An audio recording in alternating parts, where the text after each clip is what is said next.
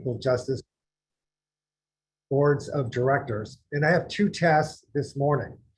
The first is to tell you what is happening in this opening plenary session. And the second is to say a few words about the Endowment for Equal Justice. So first, the plenary session.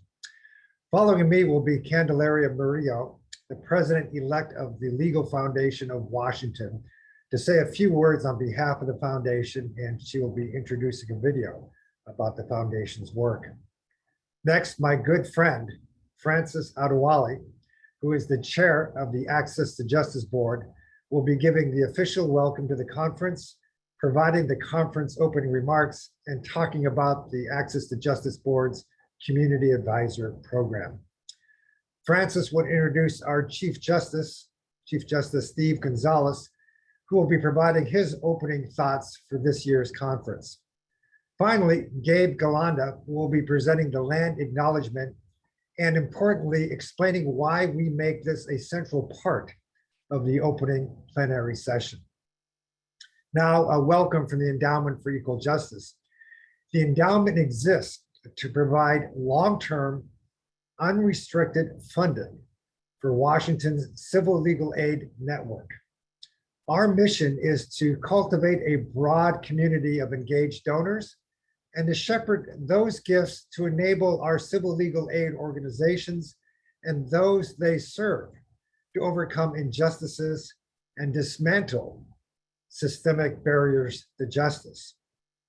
Over the last 5 years, the endowment has given nearly $5 million to support our civil legal aid providers.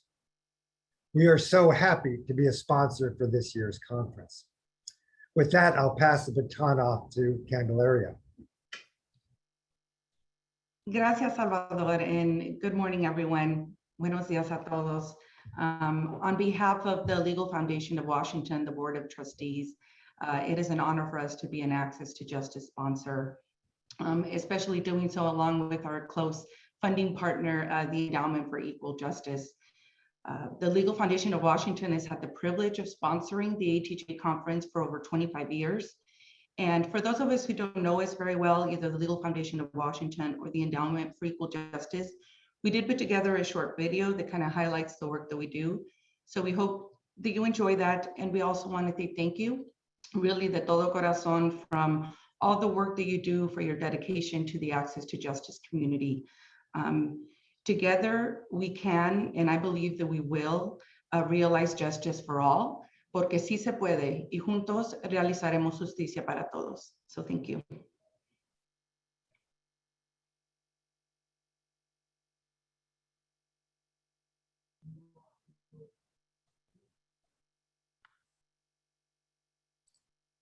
Francis, I think you're up.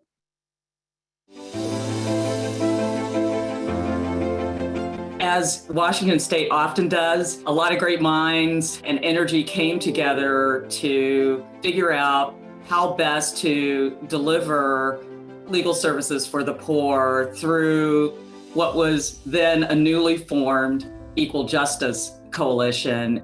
A large part of why it was created is the restrictions on other sources of funding. LFW can step up through the IOLTA program, through raising private funds, and do things that support systemic impact.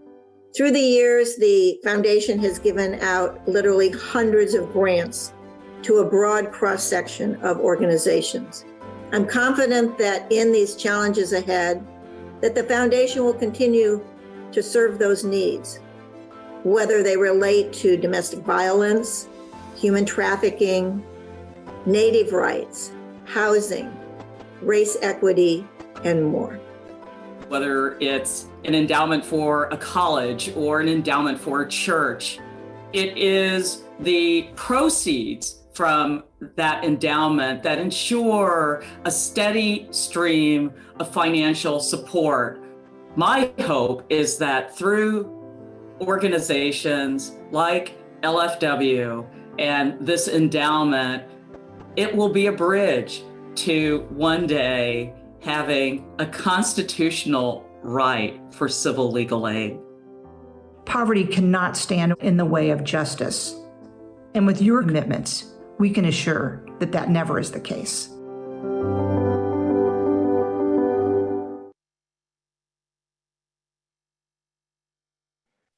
Thank you, Sal and Candelaria and LFW for that powerful intro. Good morning, everyone, and welcome to the 2020 Access to Justice Conference in 2021. No thanks to COVID-19 and its continued impact on us all. But that's not the only pandemic in 2020. We all know how the horrific murder of George Floyd ignited anti-racist protests around the world, fueled by the racist inequities laid bare by COVID-19. In the midst of this historic upheaval, while I was teaching a graduate course in legal and ethical practices of moral leadership, I watched my students grapple with how to make meaning of what was happening. They showed me how, in the midst of unimaginable tragedy, there is also powerful momentum for transformative change. Momentum which our equity and justice community must not squander. This is what the Access to Justice Conference is all about. On June 4, 2020, our Washington Supreme Court issued a powerful anti-racism statement that rings all around the world. In turn, the Access to Justice Board rededicated its commitment to race equity and the importance of working shoulder to shoulder with those Black, Indigenous, and other communities of color most harmed by racism, and who know best what must change, and who are often the furthest from power to make that change happen. This is where our equity and justice systems partners come in, under the guidance and direction of our client communities, using their privilege and access to the law and justice system to undo institutionalized racism, as well as other often compounding forms of structural oppression, while ensuring that we ourselves are not complicit in perpetuating harm. At this conference, you will have the chance to share your work and learn how the Access to Justice Board and our equity and justice communities are taking action. By way of example, the Access to Justice Board has established a statewide community advisory panel made up of community-based leaders engaged in pro-equity, anti-racism work.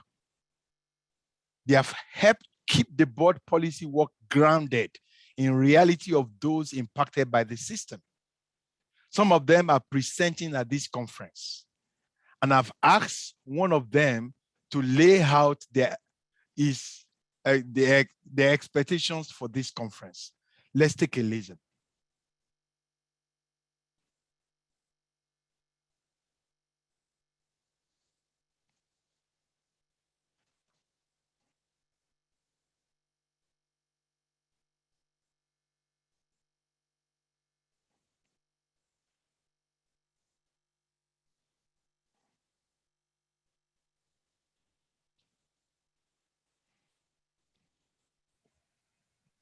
Good morning and welcome to the 2021 Access to Justice Conference. My name is Carol Mitchell. I am the founder of a small nonprofit social justice advocacy organization named the Institute for Black Justice. We call it the IBJ. I'm also a member of the ATJ Community Advisors. The IBJ's vision is true justice, no exceptions. And in our work as social justice advocates for child welfare families and for young adults, we see daily how much our clients need civil justice resources. They need civil justice resources to restore their rights to vote and their privilege to drive legally, to file divorce decrees and design parenting plans, to remove oppressive legal financial obligations, to address landlord-tenant disputes and prevent evictions, and to expunge old criminal histories that are creating barriers to their employment, their education, and their housing. Our clients need civil justice resources to move their lives and their families from crisis to renewal to stability. And yet, everywhere they turn for help, the waiting list is long or the funding is unavailable. The IBJ uses its own limited financial resources to pay for civil justice support that should be available for free to our clients. How appropriate that the theme for this year's conference is Crisis and Reckoning, a call to dismantle unjust systems. So here's the strategic question I'm asking you to consider throughout this conference as an approach to dealing with the crisis in civil justice and as a strategy for dismantling unjust systems that keep Black and Brown families from thriving. Here's the question. How might we take a human-centered approach to the way we fund and deliver civil justice so that we further our goal of equity and justice for all? Embracing a human-centered approach means believing that all problems, even ones like funding civil justice, are solvable. Moreover, it means believing that the Black and Brown and historically disenfranchised people who face those problems every day are the ones who hold the key to their own answers. At the IBJ, we believe the clients we serve know exactly what they need. They are subject matter experts on their own lives and their own communities. Our challenge as lawyers, as social justice advocates, as problem solvers, as the enablers of family stability, is to create the space and the structure for listening and testing what our families already know. Thank you for considering a new way to think about solving the crisis in civil justice. And thank you for including the voices of the communities most impacted by inequality in the civil justice resources. I'm Carol Mitchell, founder of the IBJ and community advisor. Thank you for being a partner in delivering equity and justice for all. Enjoy the conference. Thank you. Big thank you to IBJ and all other grassroots organizations all over our state. At this year's conference, you will have a chance to hear from these remarkable community leaders during the conference about strategies for cultivating community accountability in ways that move towards dismantling the four silos of our law and justice systems: the civil, the juvenile, the criminal, and the child welfare systems. All these silos operate to amplify multi-generational harm, especially to Black, Indigenous, and other peoples of color. Our conference co-chairs, Vanessa Hernandez and Jamie Kivers Jr., and their conference planning teams have worked magic. I am amazed at the level of work they have put into making this conference a reality. They are bringing us a treasure trove of information and resources for the transformational equity work ahead. With generous financial assistance from our sponsors such as the Legal Foundation of Washington, the Access to Justice Board, the Office of Civil Legal Aid, the Washington State Bar Association, Washington Supreme Court, Microsoft Corporation, Perkins Coie, LLP, ACLU of Washington, Just Lead Washington, Masters Law Group, and many others.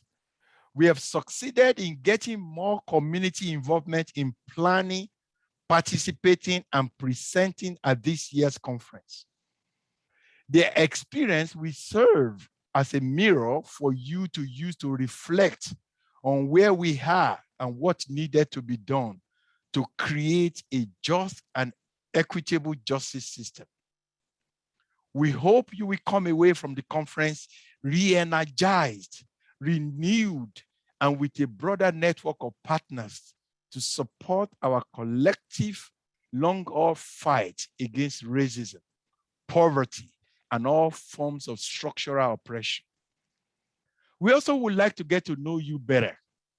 In the emails you received this week with the conference agenda, there was a very brief survey. Please kindly fill out that survey. We will also add a link to the chat here now and link to it on the conference platform. I welcome you with warm digital embrace and grateful for the equity and justice work you do every day. Now it is my honor to introduce this morning's keynote speaker, our dear own Washington State Supreme Court Chief Justice Stephen Charles Gonzáalez. Welcome, Your Honor. Thank you, and thank you for the digital embrace. I look forward to when we can see each other in person and celebrate this great community that we've built together. Thank you for the introduction. Thank you for the invitation to speak today. I'm going to open with a poem by Virginia Hamilton Adair, from 1998. It's only 4 lines long, and it's called Timing. How can we say, I'm sorry, to the dead? Say it to God and hope he'll pass it on? Perhaps it's best to get the sorry said before the injured ones are dead and gone. On behalf of the Supreme Court, thank you all for the work that you do. We're very proud of you and the broader alliance that we've established and nurtured in Washington. In my view, creating the ATJ board is one of the best things my court has ever done. Because of you, Washington is recognized nationwide and beyond as a leader in the access to justice movement, and I want us to stay in front. As for the poem I just read, in my view, saying I'm sorry to those who have died, we are too late. Unfortunately, many have died from disease, from poverty, from violence. And I don't mean to ignore them, but instead to honor them by doing our best to get the sorry said to the injured among us now, before it's too late for them and too late for us. There are many now who need that apology, and I suggest the apology comes in the form of justice. And justice is equity, not equality. What we require now is bold action to address the ills we face, and change for all of us is hard, it is risky, and it is uncomfortable. Yet not as hard, risky, or uncomfortable as the status quo is for those without power and without access.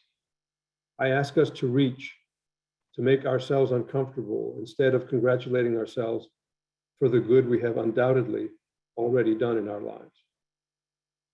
That means that though we may be weary already, we should not sorry for ourselves, but instead redouble our efforts in community with each other to find solutions.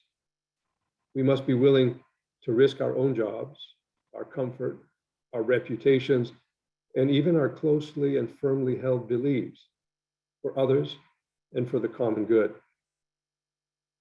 Though I'm proud of who we are and what we have accomplished, I am not satisfied.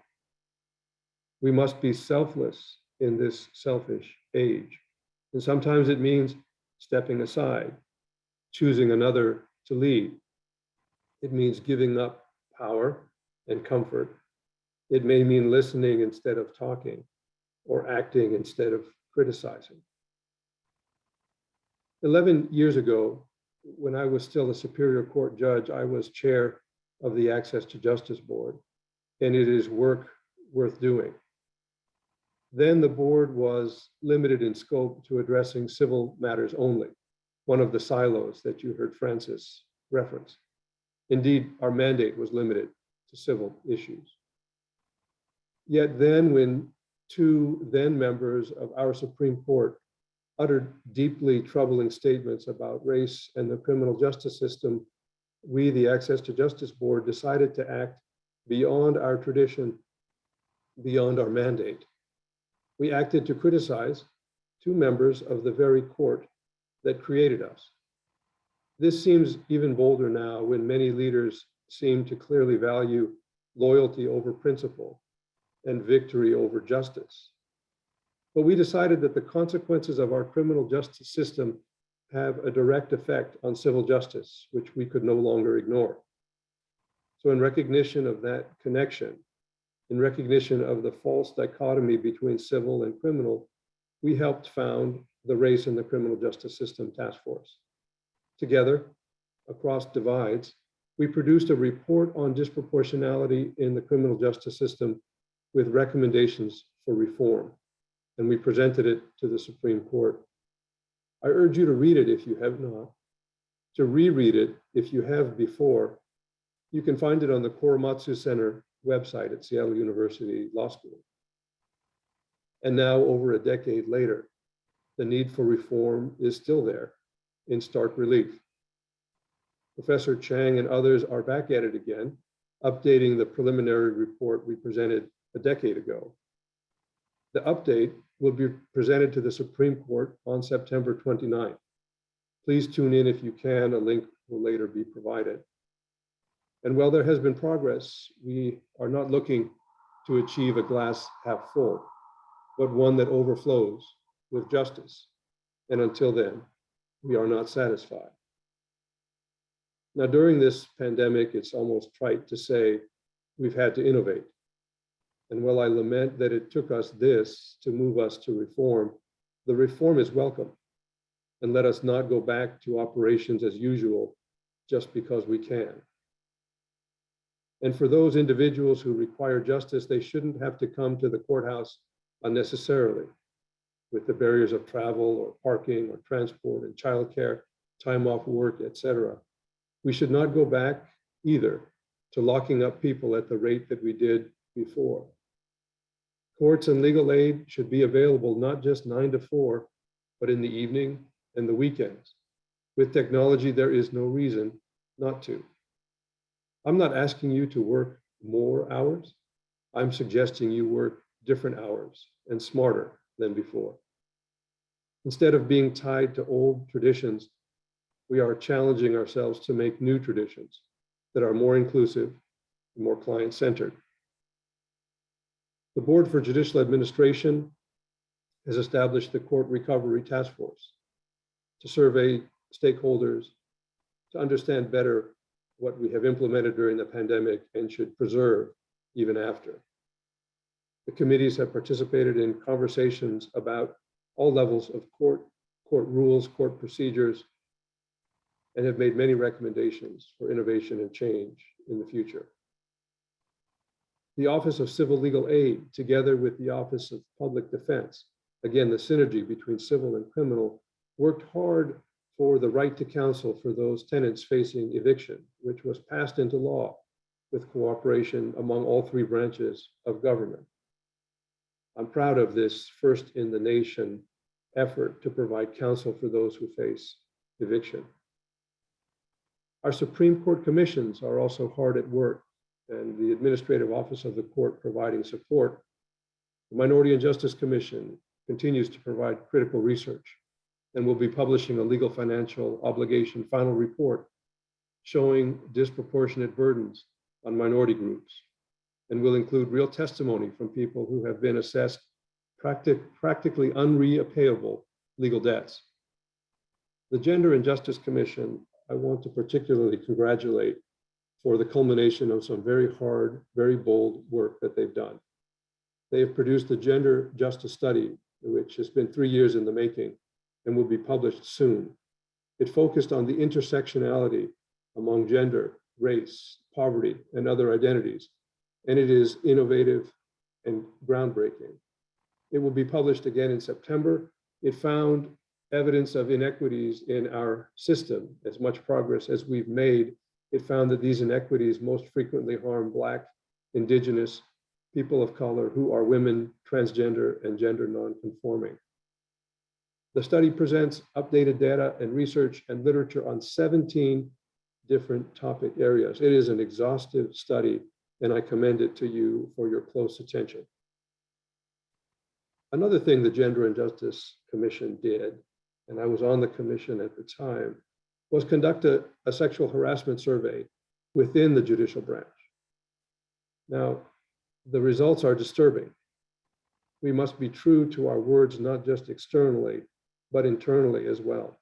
I suggest to each of you who are on the forefront of innovation and work for people who need access to also look at yourselves and be honest with yourselves. We are not just redrawing lines. We are pulling back the curtains to see those things that we have allowed to happen in our own ranks, and they are unacceptable.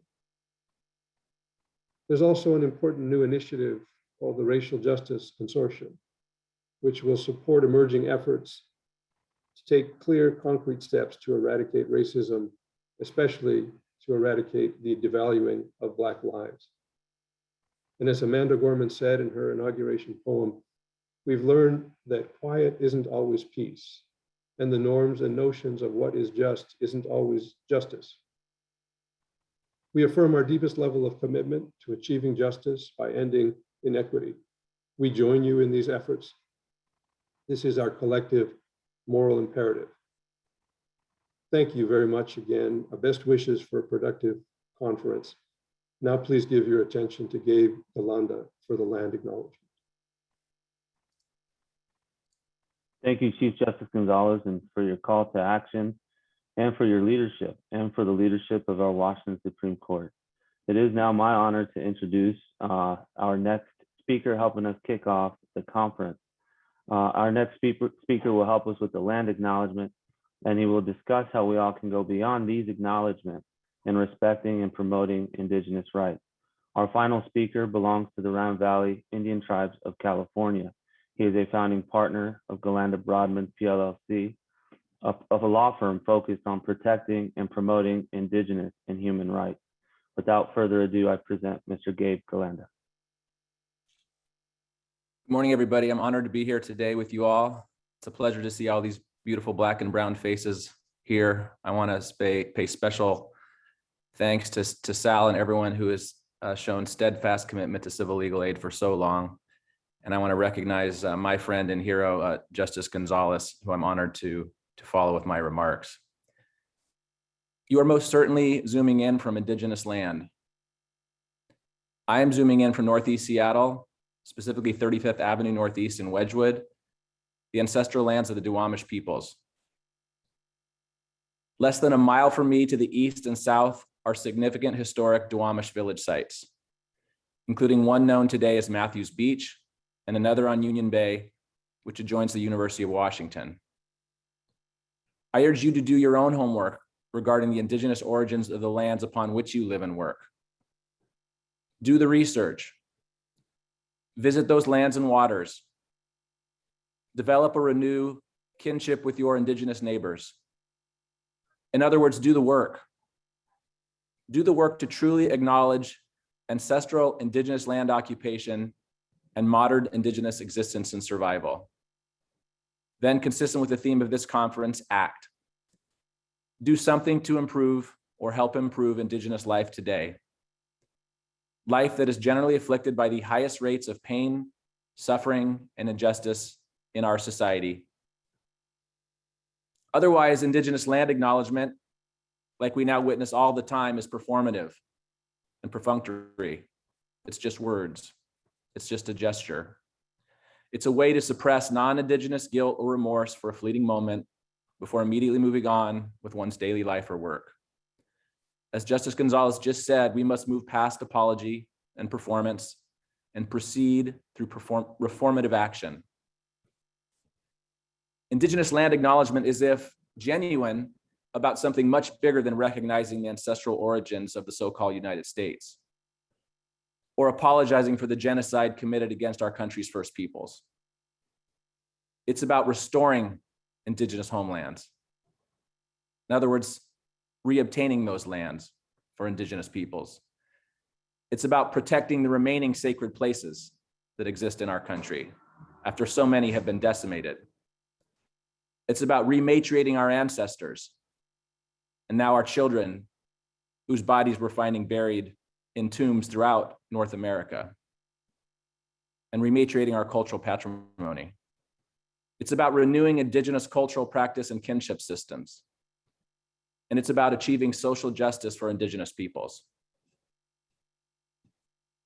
It is that last goal that I hope to implore you to help achieve, ensuring justice for indigenous peoples, in recognition that unlike any other American citizens or residents, the United States Constitution and its Bill of Rights generally does not protect indigenous persons while on their remaining homelands.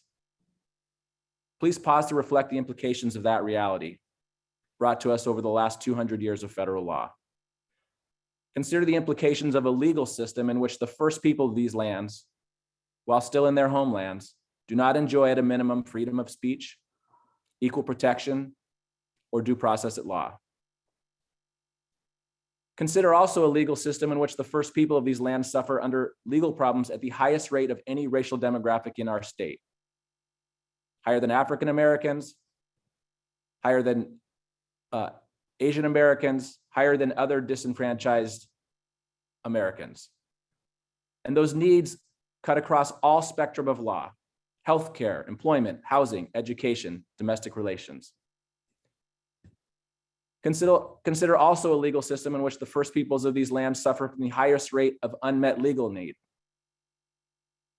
Only 1 in 10 indigenous persons in our state get legal help. 9 in 10 go without the aid of a lawyer when faced with existential problems or crisis, again, whether in healthcare or employment, housing or education, or domestic relations. If we are going to truly reckon with unjust legal systems, we must reckon with these indigenous realities today. How did we get to such an unjust place? How did we get to a place where we feel compelled to acknowledge indigenous homelands and the injustice faced by both the indigenous living and dead? I hope to explain, historically speaking, how we got here throughout the remainder of my remarks. First, a note about language. It must be recognized that words like, quote, Indians or, quote, tribes, as enshrined in the United States Constitution in at least 3 places, are products of an imperialist socio-historical process that critical race theorists Michael Omi and Howard Winant call, quote, racial formation. Those words were superimposed upon indigenous societies and individuals when the United States remained a racial dictatorship, with, quote, non-whites firmly eliminated from the sphere of politics. Those words, therefore, are geographically, culturally, and historically inaccurate. Indians derives from Columbus's foolish belief that he discovered islands off the shore of Asia instead of the Antilles Islands. He called indigenous peoples, quote, the Indios. Tribe first became used in Middle English, biblical texts, for the 13 divisions of the early Israelites. And by the 16th century, it was applied in non-biblical text to people such as the indigenous peoples of these lands in a manner that connoted race and lineage. I will generally use the word indigenous, and I encourage you to do the same in your daily lives. Pre-contact, most indigenous societies did not self-identify as nations or governments, as we know them today. Indigenous peoples, both as societies and individuals, originally self-identified through a system known as kinship, a reciprocal relationship system based known as kinship.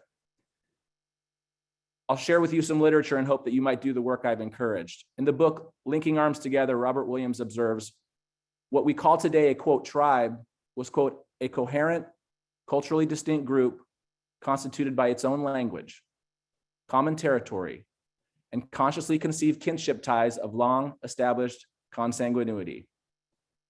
Religion and spiritual tradition also bound the group together.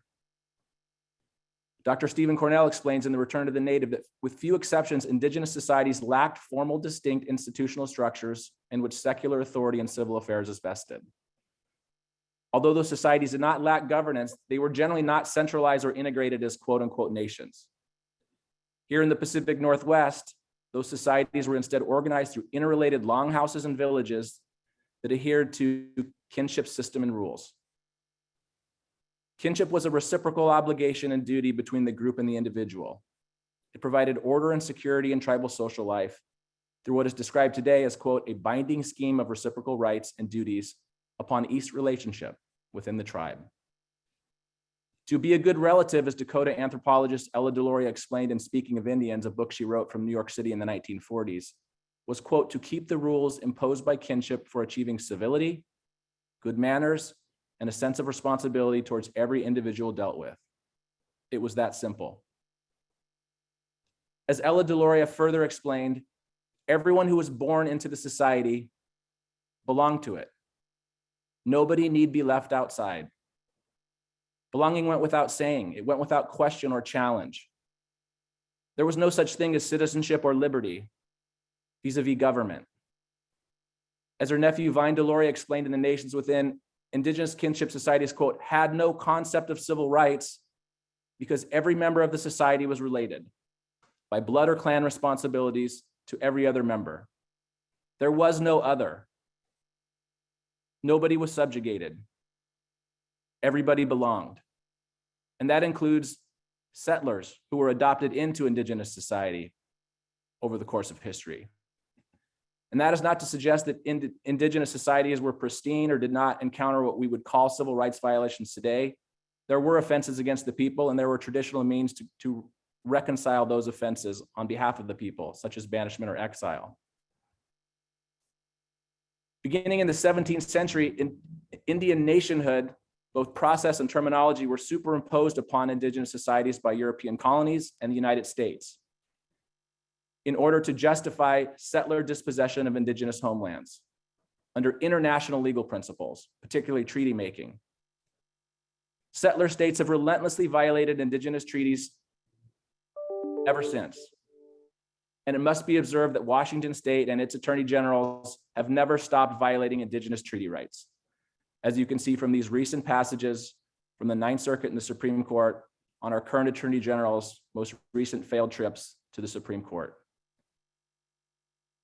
The fact remains that in treating with Indigenous societies, qua nations allowed colonial powers and later the United States to pretend that they acquired Indigenous homelands, the one we acknowledge today, quote unquote, in perfect good faith, according to the Supreme Court in 1955. As Justice John Marshall confessed in 1831 in Worcester versus Georgia, quote, the words treaty and nation are our words, selected in our diplomatic and legislative proceedings by ourselves. We have applied them to Indians. Those were not good faith bilateral proceedings or words. This passage underscores the colonial and federal subjugation of Indigenous societies, again, in order to dispossess and displace Indigenous homelands that was accomplished through treaty making. Making it up as he went along, Justice Marshall went on to hold that Indigenous societies were domestic dependent nations over which the laws of the state have no force. It was Worcester that eventually led the Supreme Court to later hold that the Federal Bill of Rights was also of no force in Indian country. In all, treaty making superimposed nationhood upon Indigenous societies and set the stage for the imposition of constitutional governments upon new Indigenous nations, although the federal government left corresponding individual civil liberties out of the equation for Indigenous peoples. In 1884, in Elk versus Wilkins, the Supreme Court ruled that an Indigenous man in Oklahoma, though born in the United States and not living on an Indian reservation, was not a citizen under the Civil Rights Act of 1866 or the 14th Amendment, unless he had been, quote, naturalized. Having not been naturalized, he enjoyed no federal or state voting rights. Indigenous persons would not become American citizens until an act of Congress in 1924, not even 100 years ago. And by then, Indigenous persons had already been disenfranchised in relation to the Civil Rights Act of 1866 and the Federal Bill of Rights. In 1896, in Talton versus Mays, the court held that the constitutional right to grand jury protection under the Fifth Amendment of the Constitution did not extend to a Cherokee man on trial in eastern Oklahoma. It was in Talton where the Supreme Court held that the Bill of Rights did not extend to Indians in Indian country. Think about not enjoying, or your clients not enjoying, First or Fourth or Fifth or Sixth or Eighth or 14th Amendment protection. That is the law today. That has been the law since 1896. Both Wilkins and Talton were decided during what was called the federal assimilationist era, during a time when the federal mantra was, and I quote, "Kill the Indian, save the man." In 1901, during President Roosevelt's first message to Congress, he described a prominent federal assimilation law as, quote, "a mighty pulverizing force against indigenous peoples." And 15 years prior, he delivered a speech in New York in which he said, "I don't go so far as to think that the only good Indians are the dead Indians, but I believe 9 out of every 10 are. And I shouldn't like to inquire too closely into the case of the 10th. As with cases like Plessy or Korematsu, these cases reflect the racism and inhumanity of their times. But unlike those other cases, which have since been repudiated by the Supreme Court, the principle that indigenous persons do not enjoy Bill of Rights protection in Indian country persists today. In 1968, Congress attempted to remedy the reality that Talton created when passing the Indian Civil Rights Act, or ICRA, amidst the American Civil Rights Movement. By the 1960s, certain indigenous nations, again, which originally had no concept of civil liberties as a matter of kinship duty, began to mirror Southern states and other white governments that violated individual civil liberties. Congress expressly passed ICRA, quote, "to ensure that the American Indian is afforded the broad constitutional rights secured to other Americans," and quote, "to protect individual Indians from arbitrary and unjust actions of tribal governments." Although for the next 10 years, federal courts entertained ICRA claims, both by indigenous and non-indigenous peoples, that would change in 1978, when Justice Thurgood Marshall issued a decision that has since proven to be the most harmful indigenous human rights decision ever rendered by the Supreme Court. Santa Clara Pueblo versus Martinez. In 1941, Julia Martinez, a so-called full-blooded member of the Santa Clara Pueblo, and I'll just observe that percentages of Indian blood are a racial fiction. She attempted to enroll her daughter Audrey with the Pueblo. Julia was married to Miles Martinez, a so-called full-blooded Navajo, and a tribal member of Navajo, and a World War II veteran. And they both resided on Santa Clara Pueblo. Audrey was born in 1941, and in that moment, Julia immediately attempted to enroll her. But under her 1939 Pueblo membership ordinance, Audrey was denied enrollment because she was born from a marriage between a female Santa Clara member and a male non-member Navajo. Santa Clara's all-male council wanted to maximize federal monies that were coming into the tribe for existing members. According to arguments Julia made ultimately to the Supreme Court and Justice Marshall, quote, "the actual purpose of the ordinance was to hold down tribal membership, to enlarge the shares of money and land for members, which purpose could have been accomplished without resort to discrimination." The Martinezes continued to live on the Pueblo, where they reared 8 children, including Audrey. They taught them to speak Tiwa, the traditional language at Santa Clara. They taught them Santa Clara religious and ceremonial tradition. Audrey and her 7 siblings, according to the U.S. District Court in New Mexico, were, quote, "culturally, for all practical purposes, Santa Clara Indians." And for the next 37 years, after Audrey was born, Julia attempted to have her daughter's birthright honored. By 1972, she had exhausted all legal options and was left with no choice but to sue her own Pueblo and governor for prospective equitable relief in the U.S. District Court in New Mexico. They did not sue for money. They sued to invalidate the ordinance as a violation of equal protection, as guaranteed under the 1968 ICRA. Plainly, the law was sexist. The 10th Circuit agreed with them. In 1978, the case reached the Supreme Court, where the Pueblo argued that ICRA did not authorize federal courts to review Indian civil rights violations, except in habeas corpus. They also argued that ICRA did not waive the Pueblo sovereign immunity from suit. The Martinezes contended that sovereign immunity was no bar under Ex parte Young for prospective equitable relief. On the merits, they maintained that the ordinance was not traditional and it discriminated against women in violation of ICRA's equal protection promise. The High Court agreed with the Pueblo, however, While recognizing that Congress acted to modify the effect of Talton by passing ICRA, the court held that only the habeas corpus provision of the statute waived immunity and nothing else did. And without ruling on whether the statute violated the equal protection rights of Julia or Audrey, the court held, quote, unless and until Congress makes clear its intention to permit the additional intrusion on tribal sovereignty, that adjudication of such actions in a federal forum would represent, we are constrained to find that ICRA does not impliedly authorize actions for declaratory or injunctive relief against either the tribe or its officers. Just like that, Justice Thurgood Marshall rendered ICRA dead letter. He effectively closed the federal courthouse doors to Indigenous persons for federal Indian civil rights violations. In my 21 years of Indigenous rights advocacy, I have not yet successfully invoked ICRA to remedy or restore an Indigenous person's human rights, and that is not for lack of effort. And Justice Marshall was keenly aware of the ramifications of his opinions. He went on to describe how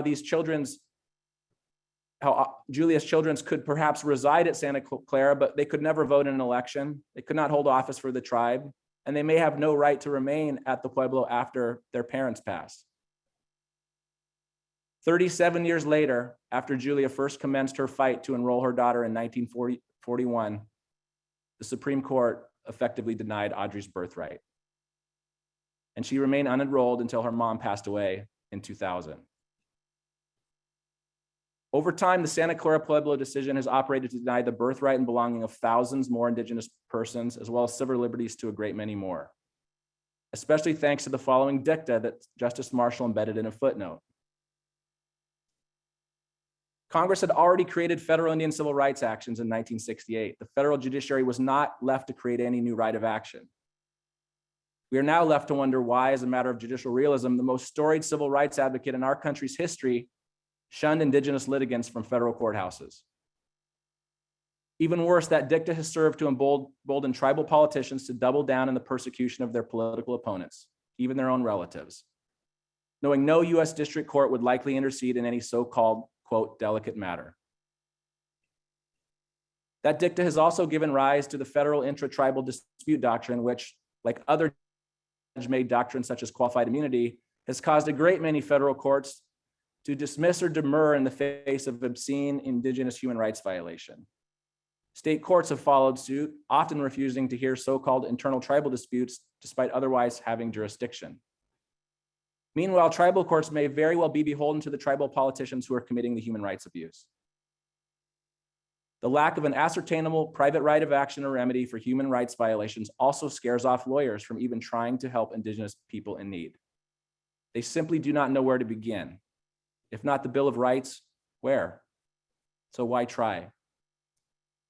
That then leaves Indigenous persons in Indian country not only without Bill of Rights protection or something akin to it, but also with nowhere to go in an attempt to be heard.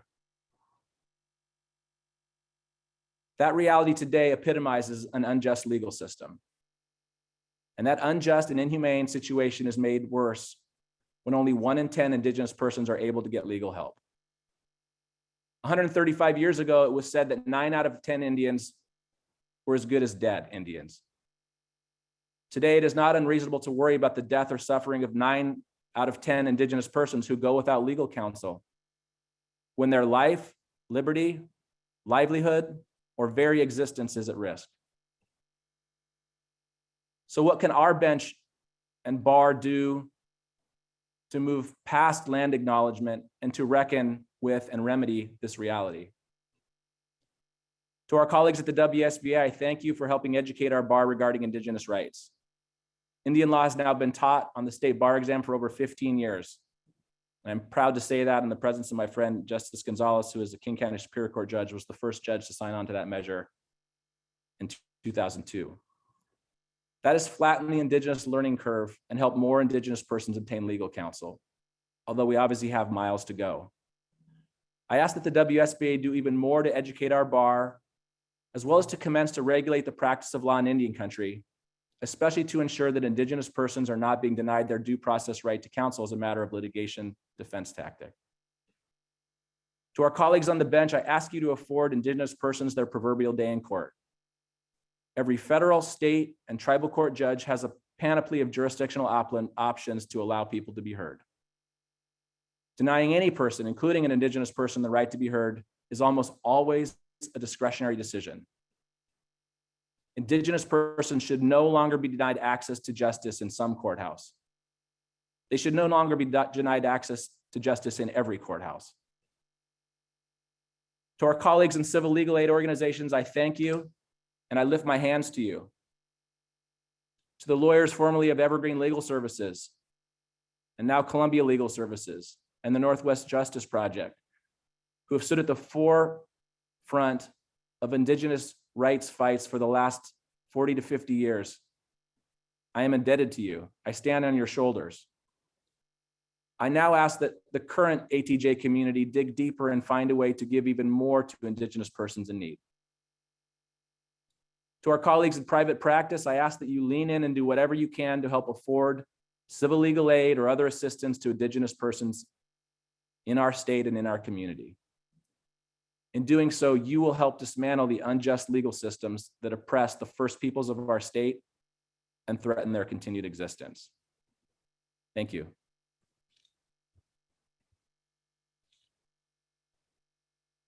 Gabe, thank you. And we lift our hands to you. Thank you. That was extremely necessary. And I know we will all learn from it and grow from it. As you have said, and as Chief Justice Gonzáalez has shared this morning, it is our time to act. We have to do the research and then take action. And as Carol Mitchell shared, true justice, no exception. So as we kick off this 2020 and now in 2021 ATJ conference, I just want to go over a little bit of logistics. For everyone on this webinar, you have two options to access the different sessions throughout the following days. The first option is through utilizing a platform called Mighty Network. I will emphasize that this network is optional.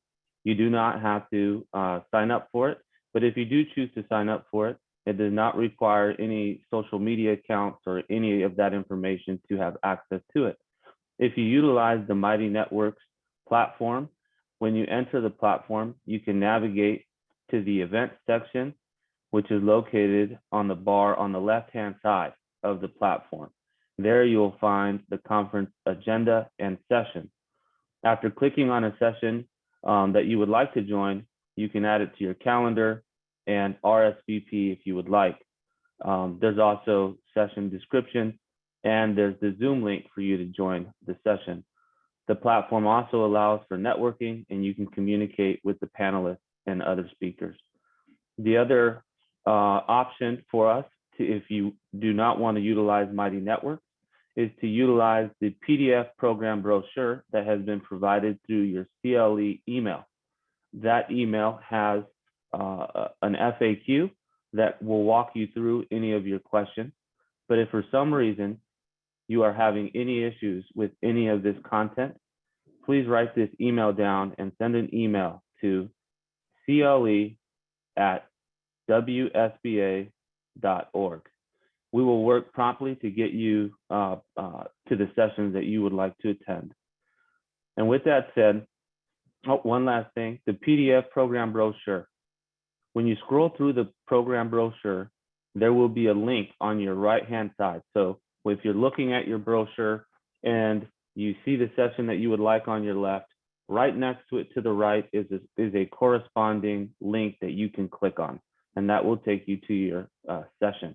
Now, with that said, we have about a 15-minute break. But before we break, I would like to give anyone here on this opening panel, if they would like to have any final words before we take our break. I want to thank Gabe for that introduction and land acknowledgement. The Supreme Court has begun issuing a land acknowledgement at the beginning of each term, so 3 times a year. I know it is but a small step, but I very much appreciated your words today. Thank you, Justice Gonzáalez. I also want to say a big thank you to Gabe for this powerful land acknowledgement. For us at the ATJ board, we at one point, we decided to stop doing land acknowledgement that people don't understand. And the reason why we make this a pivotal presentation at the beginning of the conference is for us to understand what we are doing. And this is an education that we all need to do. And I'm so grateful to you, Gabe, for this powerful presentation.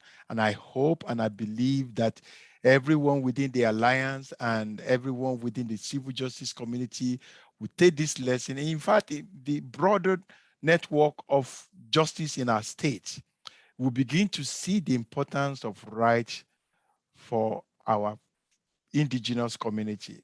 And thank you so much to Sal and Candelaria and Chief Justice Gonzáalez. As always, you have been with us from the beginning. We are so grateful for all that you have done to make this conference a reality, and we owe you a debt of gratitude. Thank you. All right. Well, thank you, everybody. The sessions will begin promptly at 10:15. And if you have any questions, please reach out. And again, everyone, thank you for helping us kick off the conference. We look forward to spending the next few days with all of you.